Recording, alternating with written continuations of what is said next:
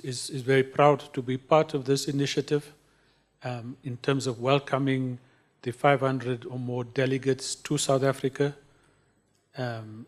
Just as an aside, I think it kicks off our tourism season in a way that might not have been anticipated. But my contribution is to say that I was part of a World Movement for Democracy event in Sarajevo at the end of May. And what I learned from people who came from across the Middle East and North Africa there was that there were so many aspects of South African democracy that we take for granted, but which in many parts of the world people would actually die for. Let me just cite a few examples. In many of those countries, insulting a president would either be a death sentence, or you would have to leave, or you would go to jail.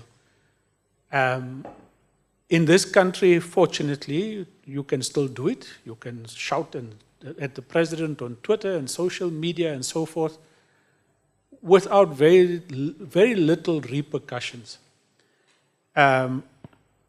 We have a judiciary that by and large has been a bulwark against all threats to democracy.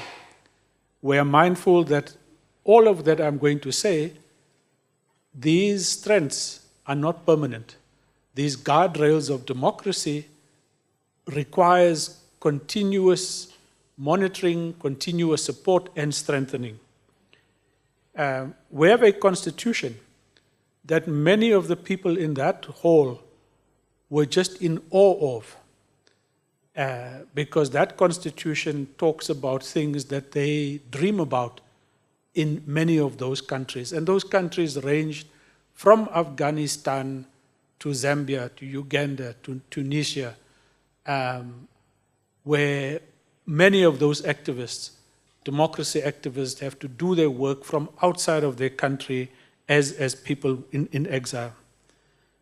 We have a media year that many of them can only hope for.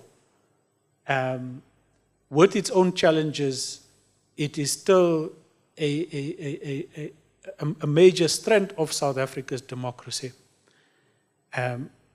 The other major strength of this country's democracy is religious freedom. And it didn't strike me just how much that is something we take for granted until I heard the experiences of Muslims in Sarajevo. And even though there has been change, they live with constant fear, and other religious minorities. The elections in South Africa, we've just had our last one, by and large are free and fair, but we've seen signs of people contesting it, as they have done in the US, and there are ongoing issues around that contestation, which our electoral body will have to deal with. We have credible elections management. So there's lots to celebrate about 30 years of democracy. But I hope when the delegates come, that we also look at our democracy and many of its weaknesses. This is still the most unequal country in the world. We have, as Ryota said, declining electoral participation and a growing kind of appeal of authoritarian rule. And that on its own must make us very worried. There's a growing right-wing conservatism, and there has been government failure and huge grand corruption in this country, which I hope the delegates will be made aware of and will also engage. 30 years ago, we brought in our democracy year in 1994. But at the same time, Rwanda was going through a genocide. The world was silent then. As we mark this 30 years here in South Africa, we have a genocide happening in Palestine. And this assembly cannot be silent about that genocide and other atrocities in other parts of the world.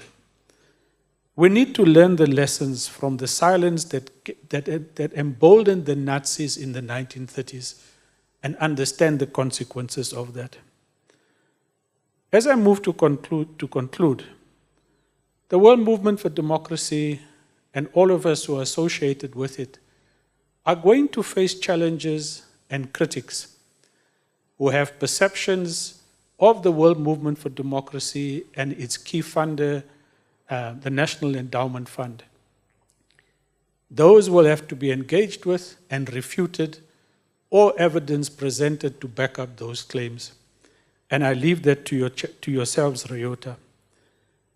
What I do want to say, however, is that American democracy itself must come under scrutiny, perhaps not in this assembly, but that the World Movement for Democracy needs to also turn its spotlight into the weaknesses of American democracy. Agenda 2024 poses a threat not only to America, but to the rest of South Africa.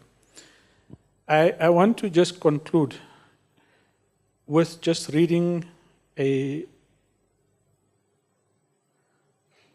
Just give me 1 second.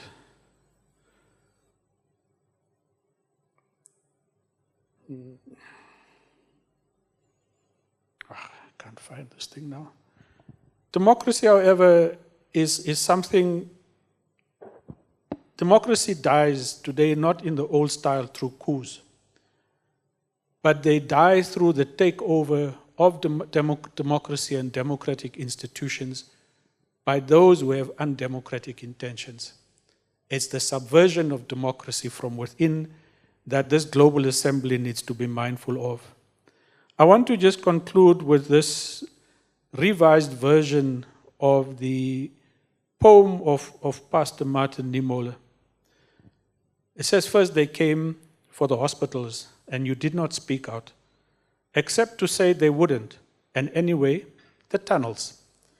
Then they came for 5-year-old Hind, who you did not speak out, except to say, regrettable, but anyway, hostages. Then they came for journalists, professors, poets, and you did not speak out, except to say, awful, but right to self-defense. They came for schools, mosques, aid workers, anyone in the sight of a sniper, and you did not speak out, except to say, yeah, but the most moral army. Now they come for starving people in tents and burn them, and you do not speak out. You do not speak out, you never speak out. When they come for you, expect nothing but silence. And that, I think, is the challenge for all who will gather here in South Africa at the end of November.